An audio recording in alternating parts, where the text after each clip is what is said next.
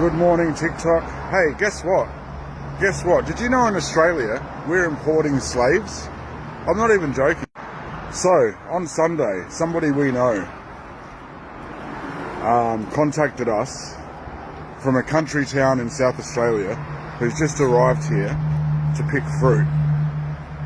They've come from a Pacific climate. I won't say where. It's not Fiji though, but it's similar. Where the weather is like, what's the weather usually there? Really hot, like constantly mid-30s. They were brought here thinking working in Australia, like, you know, the beaches and whatnot. They've been sent out to, you know, straight to the airport to like outback conditions, right? In the middle of nowhere. We went there and visited this person because they were cold. It was -3 the other night. Anyway, so we went and arrived at this house.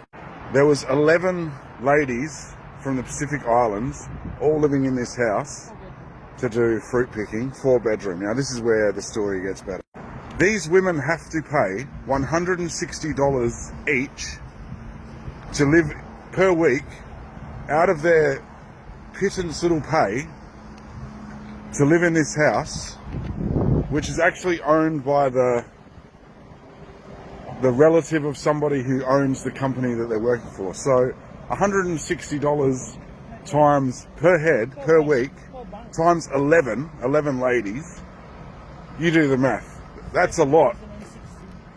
That's a lot per month to live in a shitty house in rural Australia. Never mind that, they have to pay $78 each to rent this van, also owned by the company.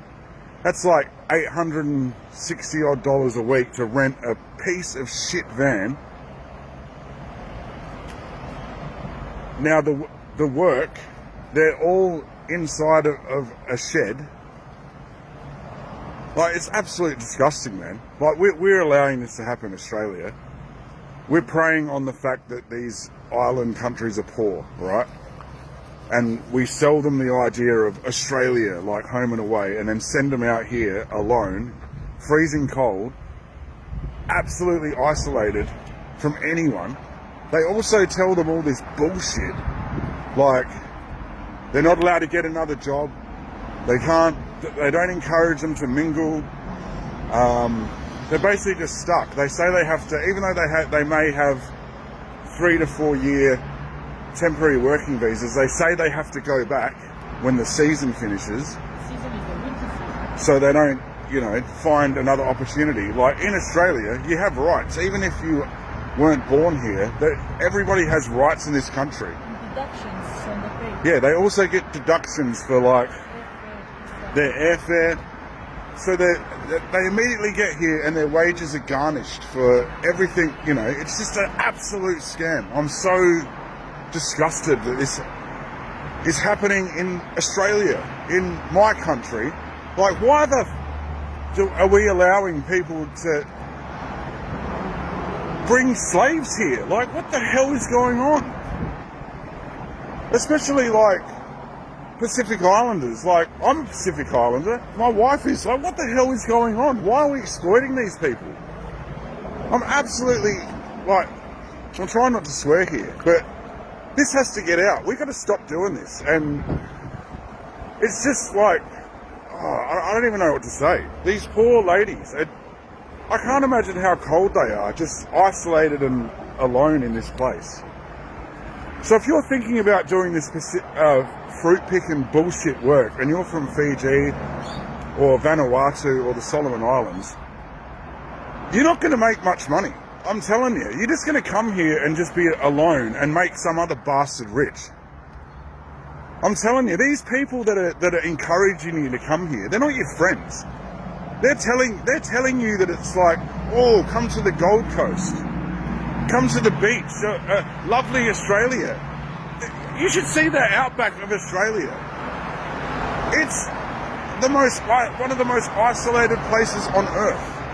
There's no beach for 5-6 hours. She doesn't even know how to get here. They don't tell them the buses. They don't tell. It's like the look on this woman's face when we met them yesterday or Sunday. We drove like 4.5 hours on Sunday to meet this lady. We took her like jackets, blankets, clothes, like, and just the, man, it was heartbreaking to see the look on her face when it's like, this isn't what you were led to believe, hey. And she's just stuck here, like, alone. And with 10 other